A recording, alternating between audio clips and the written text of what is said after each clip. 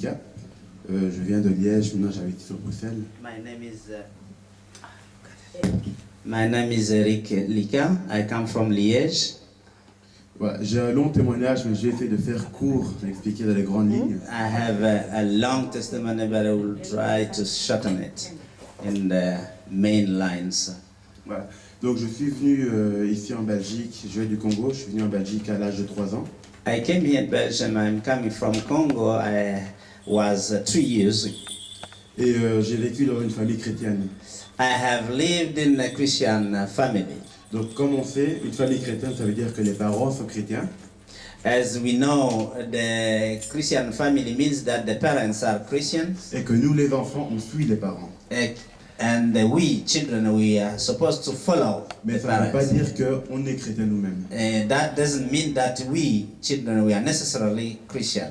Ouais, et à l'âge de 15 ans, At the age of 15, je passais par beaucoup de temps difficiles dans ma vie. I went through very difficult times in my life. Et j'ai eu de mauvaises fréquentations.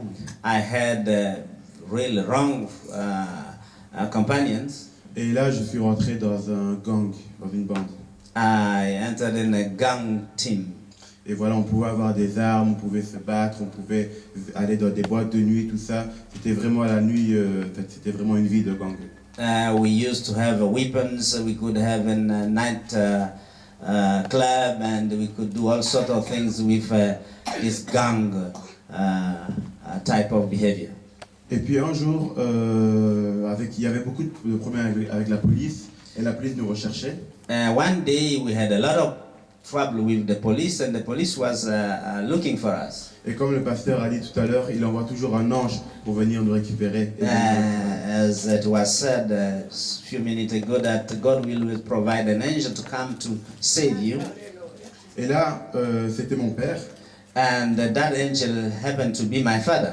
Il m'a dit, soit je vais à l'église, ou soit je reste à la maison. He told me, either you go to church, either you stay at home. Voilà, parce qu'il y avait eu un meurtre et la police recherchait toutes les personnes des gangs à Liège et j'étais fiché aussi là-dedans.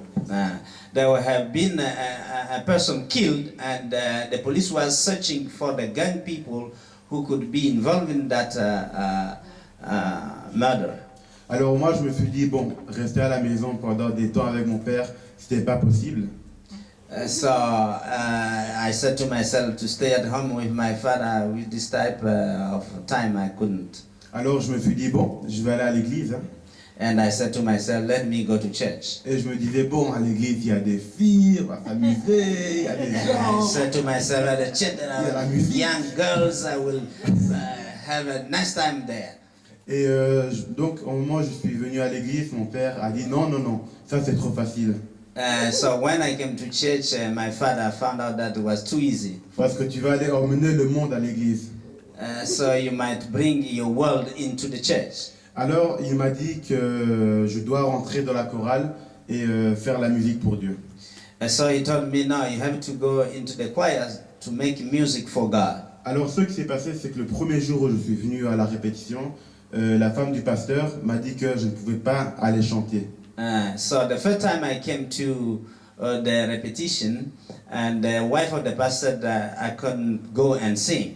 Et elle m'a dit que je vais aller au piano et apprendre le piano parce que j'ai l'appel pour la musique. So she told me that I have to go to the piano because she felt that I had the call for playing piano. Alors là, moi, je me suis dit, ah, la musique, il y a encore plus de filles qui vont m'aimer. So then I said, music now. I will have all of those girls that will like me. Il y aura la célébrité. And I will have celebrity and all of those things. Et puis voilà, et puis je me suis dit, ok, je vais le faire. Et je me suis rendu compte que au fur et à mesure que j'allais à l'église, ma vie changeait en fait. So I found out that meanwhile I was coming to church, my life was somehow changing.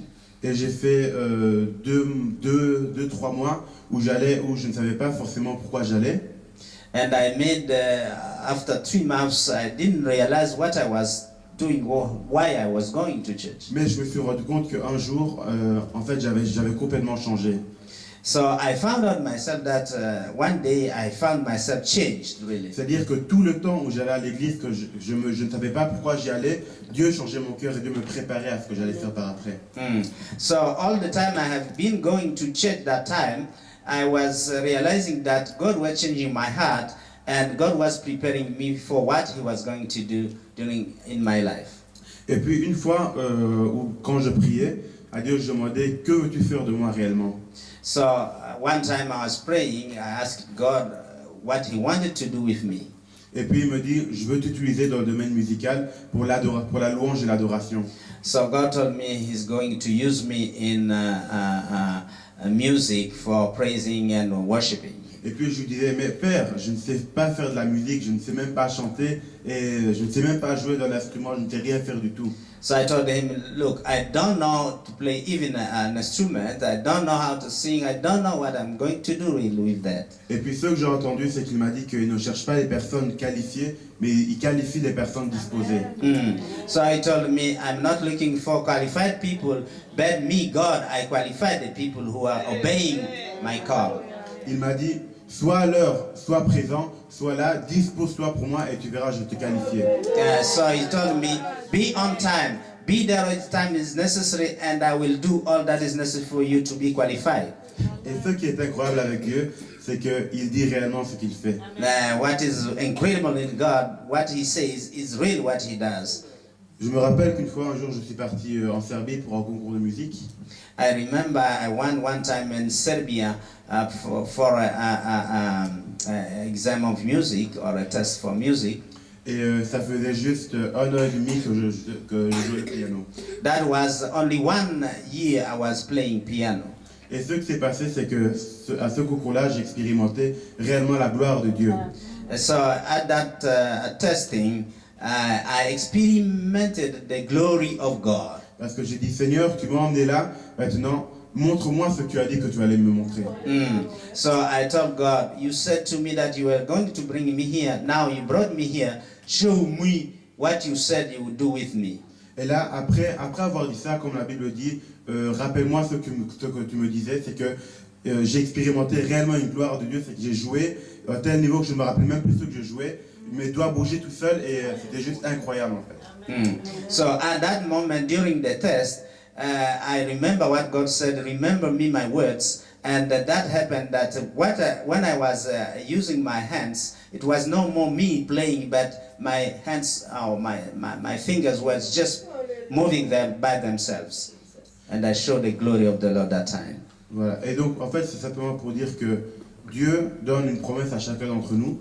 So it's to say to every one of you that God gives a promise to every one of us. Et qu'il faut marcher dans cette promesse-là pour atteindre sa destinée. So you must walk in that promise to attain your destiny. Et il y a toujours de grandes bénédictions lorsqu'on marche où Dieu veut qu'on parte.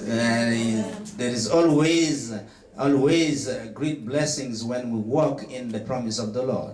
Voilà. Amen. Amen. Gloire à Dieu. Merci beaucoup, frère.